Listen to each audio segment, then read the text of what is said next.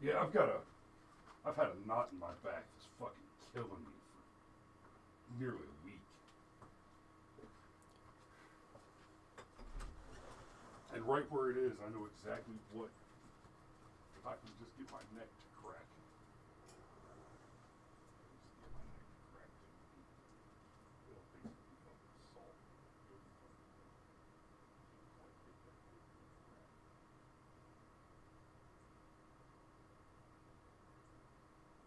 First thing I'm doing when we get back to doing whatever we're doing with George,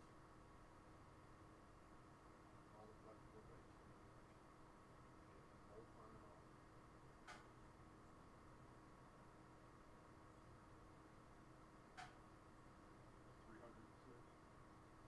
300 plus a $35 maintenance fee plus a couple of jerk bucks.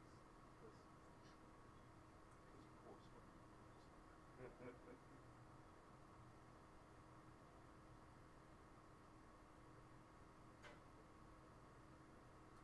when I was talking to Wayne about it, she's like, oh, just pay how much fees, do it over the phone, and have it all done at once. And I was like, that one. You mean I'm done? Yeah, that one.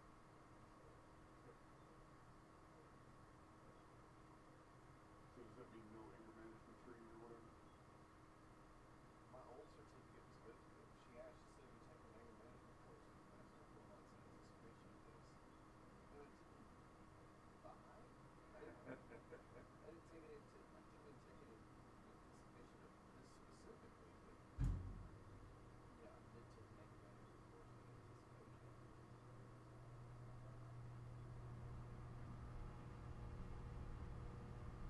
In all seriousness, though,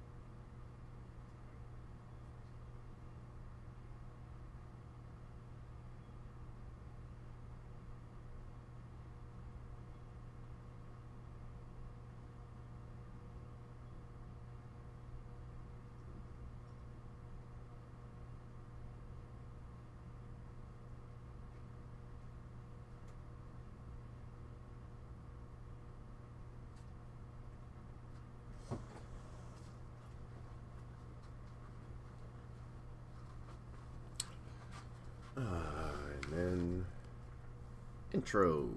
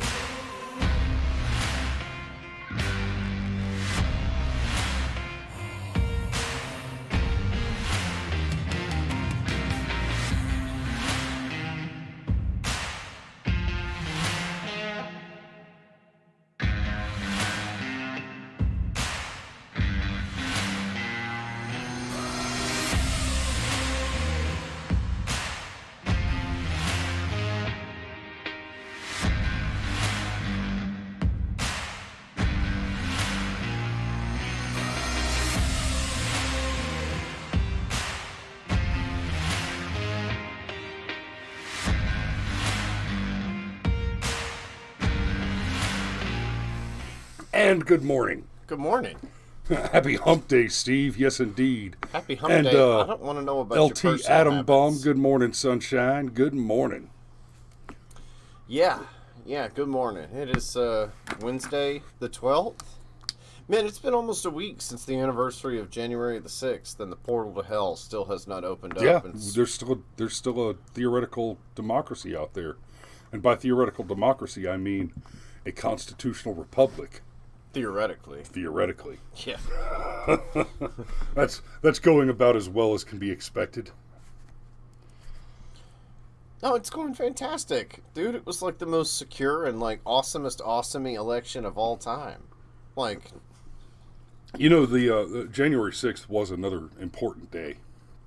It was also the anniversary. Well, it marked the 200th day of the siege by totally not insurrectionists, BLM and Antifa, which was nowhere near as bad as the violent attack on the Capitol, which resulted in, well, somewhat less than several $billion in property damage, looting, and dozens of murders committed by activated racial political terrorists. activists. Oh, racial terrorists. Yeah, racists. Racists. Ethno-state terrorists. Yes. Yeah. Well, but Chris, people doing the racisms is bad. Yes, the racisms is bad. Yes. So let's talk about Lindsay Ellis. With the racisms. Yes. This is the tweet that got her in trouble. I'm going to read the tweet, and before I let Cameron expound, because I tell you what, this is his show this morning, I am going to tell you why this matters at all.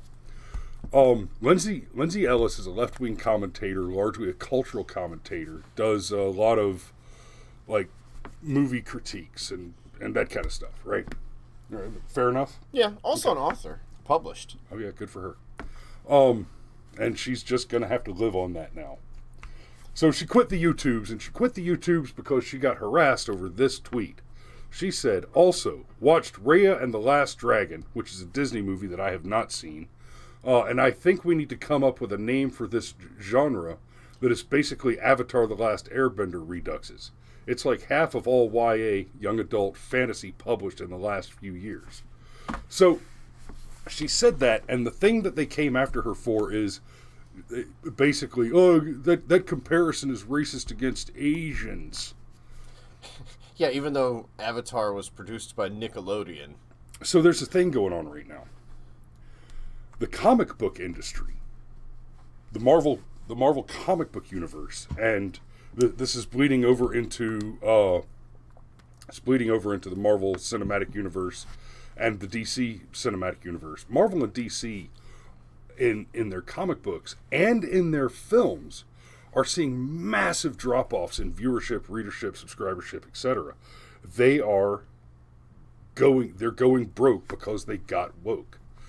And those customers, that demand is seeking out a new supply, and the supply that most of them are finding is in anime, Japanese comic books, manga, and even Korean stuff. You know, most notably of late, there have been big successes at through Netflix with shows like Squid Game, Alice Beyond Wonderland or something like that. It's another Squid Game like show. Actually came out before Squid Game. Sweet Home, a few of those. And guys, if you've never watched Korean films, like, I know, 나중에 한국말 잘 못했지만 you can get them in English dubbing and or with subtitles, and especially the movie Gwemu, which was released in the U.S. as The Host. I really enjoyed it. It's good stuff. Train to Busan. It's a zombie apocalypse on a train.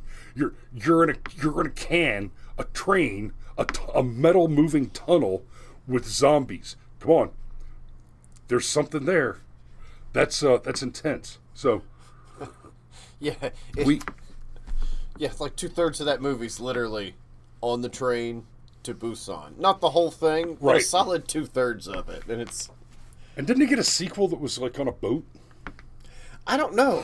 That's one of those things where I'm like, if a sequel comes out to it, like I I don't need it. I saw the original. Maybe. I don't need it tainted. But anyway, so there is a major shift in that whole space, which is young adult fantasy, young adult literature. Danielle says hard no. Yeah, no shit.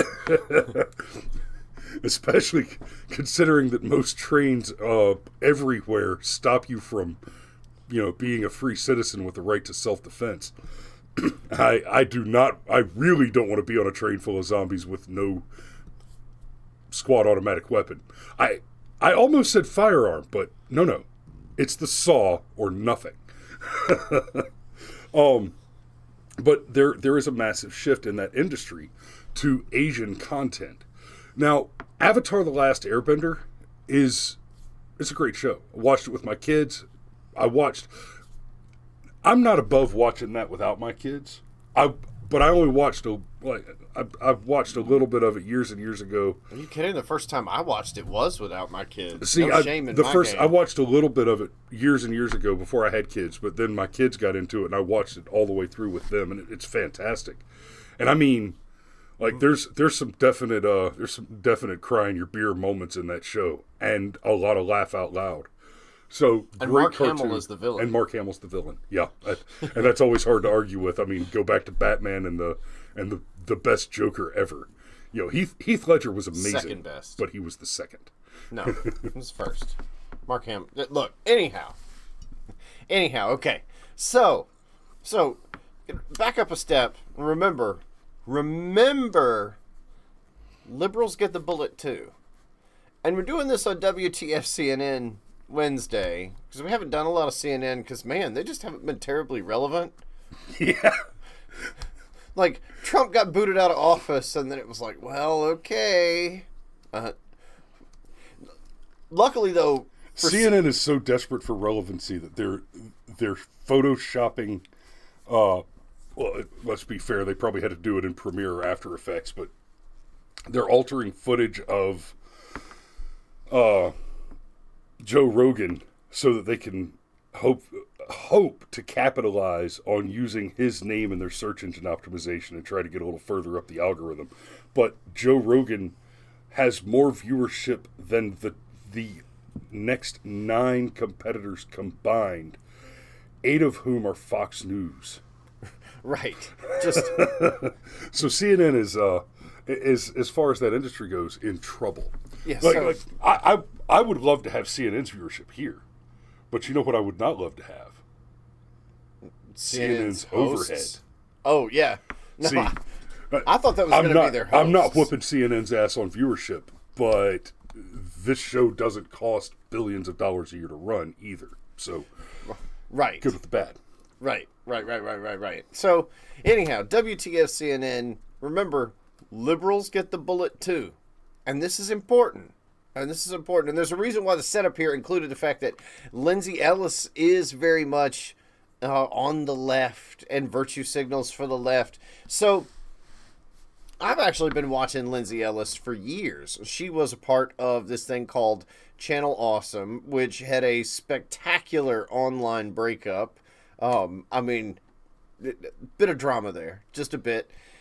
She was originally the nostalgia chick, and obviously that was not woke enough, so she changed her as she started going by her actual name, Lindsay Ellis. And to give Lindsay Ellis credit, okay, when she does a video essay and talks about the intersection of how tweeting affects mass media, or talks about how a specific type of shot happens in a movie and why it happens. I mean, like, we're talking like 45-minute, hour-long essays that are deeply detailed, that have got lots of historical anecdotes, like high-quality content. One might even say she rises above the natural restrictions that come with being a leftoid. And specifically, the things that started to cause her problems started a little over a year ago for her, because she just made some really simple observations that in particular about the Twilight Saga of all things, and now of course with Avatar: The Last Airbender, and here's the thing. The Twilight Saga, Yeah, BDSM or furries. it's really not what the Twilight Saga is actually about. That's what Yes, it 50 is. Shades of Grey is about, which is the ripoff of the Twilight Saga. Okay, but Yeah, okay. And just while we're talking about leftist critique and the like, never forget the rise of the e-reader. This is one of those porn makes all the industries. The rise of the e-reader resulted in a sharp and dramatic increase in the consumption of erotica literature by basically middle-aged American women, and the data on that seems to support that. What happened is because the trashy romance novels no longer had a recognizable cover because you were reading it on your Kindle or your iPad. you read whatever you want. You can read whatever you want, wherever you want. You know, sitting on the bus, the train, in the office on a smoke break, etc., etc. 50 Shades of Grey led that explosion in erotica literature on e-devices, and it cannot be overstated that 50 Shades of Grey is the updated pornographization of the Twilight series, which is the young adult pornographization of... No, it's not. Yes, it is. No, it's not. I have read the books. You have not. No, it's not. It's not pornography. Not even close. Is it about intimate relationships between people? Yeah, but that's not pornography. And it's made suitable for a younger audience? The only sex scene that happens in all 4 novels happens after the main characters get married. The It's not entire porn. story is about romancing the enemy. No, it's not. You're saying this because you haven't read the books, and I have. But it's not pornography. It's not. It's just not. Sure. I mean, whatever. But the point is, with regard to Lindsay Ellis, anyhow, okay. Liberals get the bullet too. Lindsay she's basically quit, as Chris pointed out in the introduction. And on the one hand, I've actually got a lot of sympathy for it, and it even frustrates me as a content consumer when you start talking about the tippy top of what people do and what people are capable of on the internet. Like, it's really easy for a leftoid to come on and just fire off a bunch of bullshit, and you know it's bullshit, like Sotomayor and hundreds of thousands of kids on ventilators or whatever. But it's super, super rare where there's actually some knowledge bombs that they drop on you. And Lindsay Ellis was one of the ones who would actually drop real knowledge on you. There were often times where she referenced how a lot of modern filmmaking techniques actually came from Nazi Germany. It's kind of an uncomfortable truth, but a lot of the things that make film drama, the Nazis figured out how to do because they were trying to push propaganda. And you cannot separate that out from the film industry. It doesn't mean all films are Nazi propaganda, but you got to understand this is where things came from and this is why they exist. And these are the types of things she would explore in her videos. However, Lindsay went out of her way to cultivate a left-wing audience, a woke audience. She herself was left-wing and woke. Gave a TED Talk where she went into detail about being bullied by Steven Crowder, which only made it even funnier if you know the whole situation with Steven Crowder and all that. And all she did was make a couple of small mistakes. And they weren't even mistakes. She pointed out something about what the werewolves symbolize in the Twilight Saga, and then she pointed out something that ever since Avatar: The Last Airbender became a smash hit, several other shows and stories in general the world over have tried to emulate that formula. Anybody with a lick of sense understands that art is derivative, It just is, and that's not good. That's not bad. It just is. It's actually very, very difficult to be the guy that comes up with Star Wars. And it turns out even Star Wars was derivative of things like Hidden Fortress and films. A lot of Kurosawa.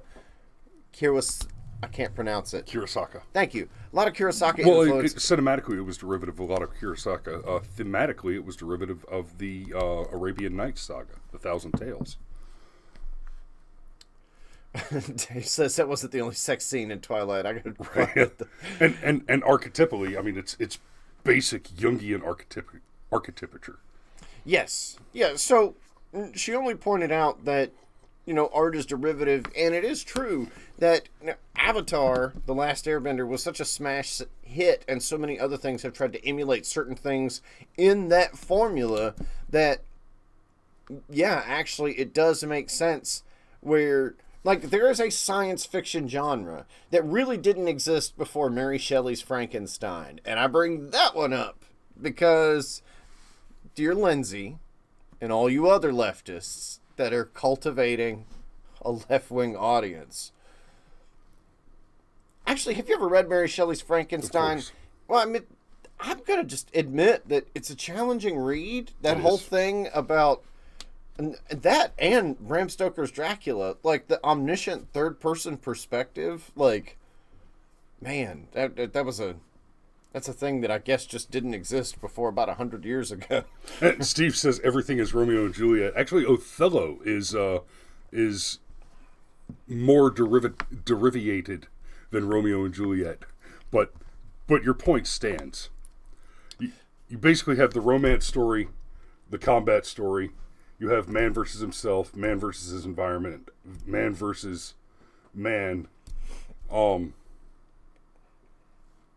man versus himself? I said man versus himself. You can say man versus technology, but it's a hard argument. That's a complex philosophical argument between whether the technology and the environment differ, but or they could also be man versus himself. Like the whole crux of the Matrix is that human beings are enslaved because versus in-laws. because of the decisions that human beings made. Okay. See, I won the lottery on in-laws, so I don't get those gags. But Mary Shelley's Frankenstein, okay, kind of the original science fiction story. Guys, basically the point of the book, not the science fiction point, but the point of the book is that the monster that Dr. Frankenstein creates cannot be controlled and eventually destroys Dr. Frankenstein's life. You always get some smartass says, oh, actually, the doctor's name was Frankenstein. The monster didn't have a name. He was Frankenstein's monster. No. You're missing part of the point there. Frankenstein was the monster. Frankenstein, through his science in the face of God, caused great harm as a result and was destroyed by his own hubris. Frankenstein's monster was the instrument of God to destroy Frankenstein, who was actually the monster. Well, and that's another thing that also bothers me. Like, when you say Frankenstein, I mean, you think of the flat top with the bolts on either side of the neck, and that's right? not the book.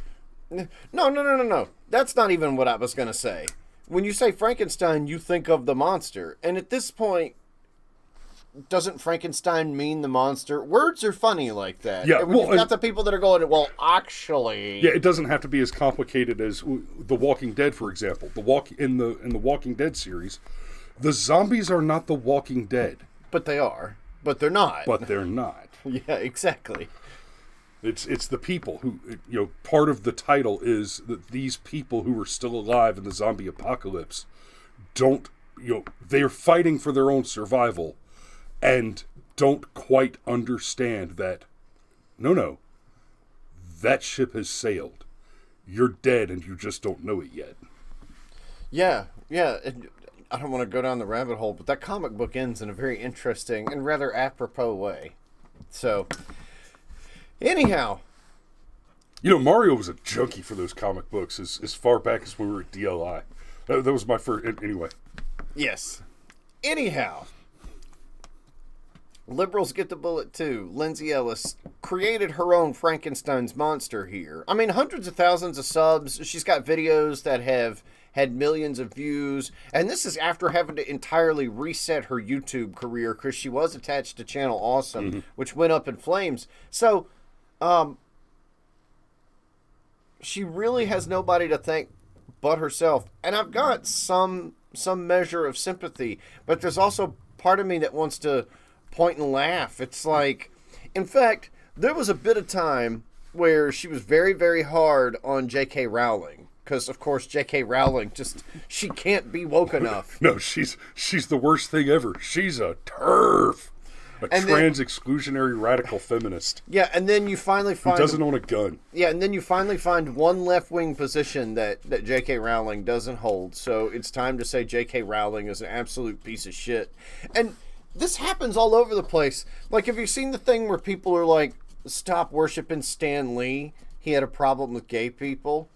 Forget everything he did for race relations. Forget the fact that Stan Lee was basically a left-winger for his entire life. No.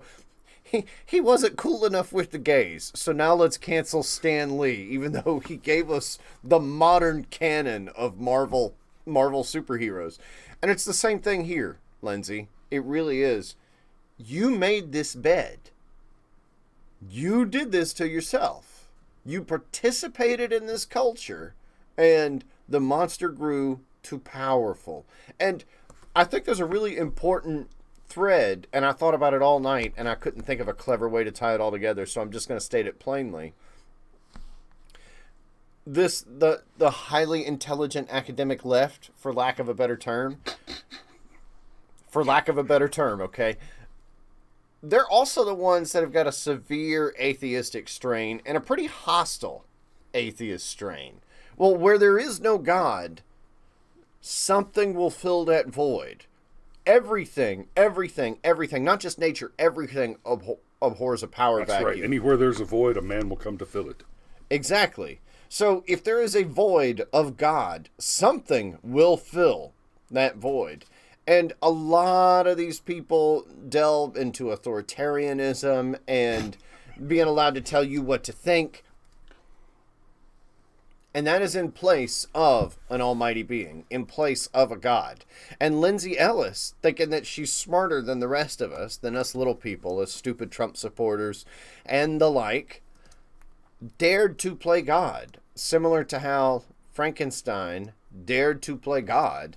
And the thing that she created, that she was so proud of, and look, rightly so, I bring a dead dude back to life, like, that's in my resume now. Oh, yeah, that's a win. Yeah. I provided excellent customer service. I increased annual sales by 33%. I provided great leadership to my team. I resurrected the dead. I bought donuts every Tuesday. Right. Right. But she created this monster, and now it's threatening to destroy her life. And she has actual talent. Most leftists are going to lean on their leftism. Like Chunky Yogurt and his nephew, Hassan Piker? Yeah. Hassan Piker. Really? That's his name and none of y'all picked up on? Whatever. Right. They just lean on their left-wing credentials, okay? They've got just enough charm to bullshit. Wait. Yeah, Waller, you would be all about some of those disgusting little fat pills. I remember, baby. I remember. You know what, though? I would cut a fool to have, like, a civilian version of the Chow Hall. You just go show your card. Anyhow. That's a serious proposal. We should replace the entire welfare system with a Chow Hall. Okay.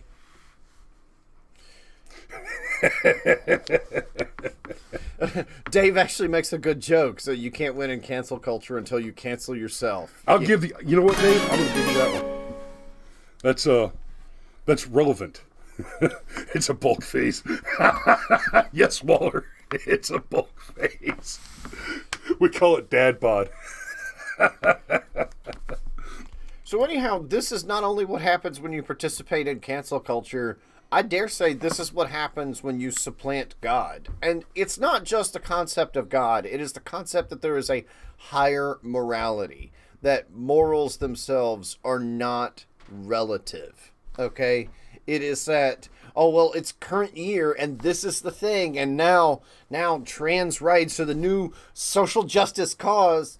No, when you participate in that game, you're going to lose, because the Overton window is going to continue to shift and going to continue to shift and going to continue to shift, and you're never going to be able to keep up with it. One day it's going to go too far for you. One day you'll get the bullet because you don't want to eat the bugs or bend the knee, or you'll make a rather innocent and true statement about how art is derivative and how Stephanie Meyer's actually not that bad of a person, and some of those Twilight books are actually kind of interesting, and they're not as racist as people would have you believe.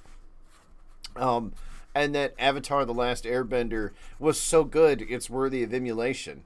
And if you, again, don't bend the knee, well, see, and here's the thing, though, and this is, and we're down to the last couple of minutes. I'm going to point this out. Lindsay Ellis actually already tried to bend the knee once last year. She put out like an hour-long video where she detailed every mistake she ever felt like she ever made, and she kind of turned it into a humorous drinking game, but she still took it seriously enough to take it seriously. YouTube's a funny place. Sarcasm and sincerity go hand in hand here. And went through the whole thing and kind of owned all her mistakes. And some of the mistakes that she owned, I didn't even feel like were mistakes. I'm like, okay, Lindsay, but look, if you want to count this in the negative column, you do you, boo. She already tried to bend the knee. And just like Ned Stark bending the knee in front of Joffrey, uh-oh, we lost the chat. You keep talking. Anyhow, just like... Nope, not Roset Mail. Just like Ned Stark did in front of Joffrey, bending the knee wasn't enough. All it does is self-indict. You can't participate in this culture. Some things have to be right and wrong. Some things have to be true. Some things have to be false. There has to... Bernstein, right? Genuflect, but don't expect guarantees. Well, not only that, but I mean, you Rod says you can't bend the knee. They bend you. I like that. That is an absolute true story. Cause, well, and let's get that. Let's hit that real quick. I've got a little more that I wanted to. I'm not even going to bother with the articles on it because we do need to wrap up. Got to go meet George after all. This is another in a long line, and I want to draw some attention. Dave Chappelle is one of those that bears some responsibility for the construct of the wicked left. Not to quite so great an extent as many of the others, but he has supported those left-wing causes, and I mean, he even kind of timidly supported BLM early on, and has to his credit of late stood up to these radical leftists and cancel culture icons, but he's been complaining about them. Bill Maher is getting a lot of note now. He's making a lot of headlines lately for what are being interpreted as a person of the left bravely standing up against the corruptions thereof. Even Chris Rock said, what was it? I have it in my note. People are... The cancel culture is so bad that people are afraid to talk, and that doesn't look like the America I know. I'm paraphrasing that, but barely.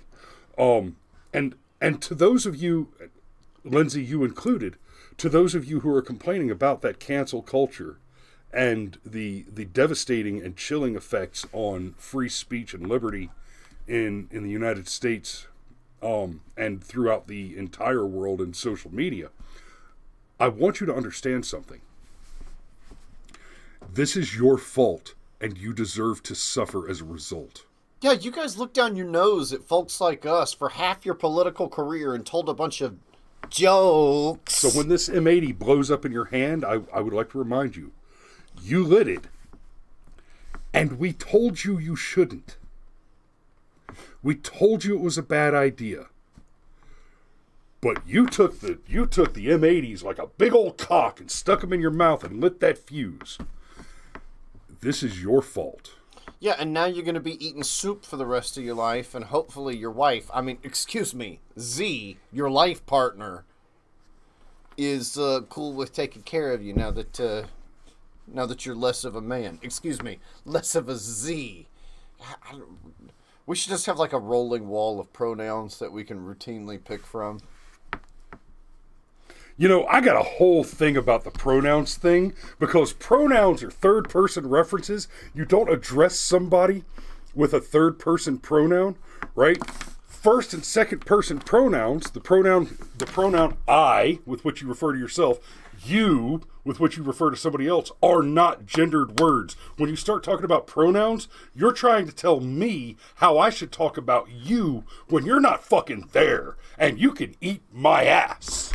Which, by the way, is a big, hairy man ass, because we are sexually dimorphous binary creatures, you shitburgers. Have a great day. Be safe. George, we'll see you in about 20 minutes. That was the worst.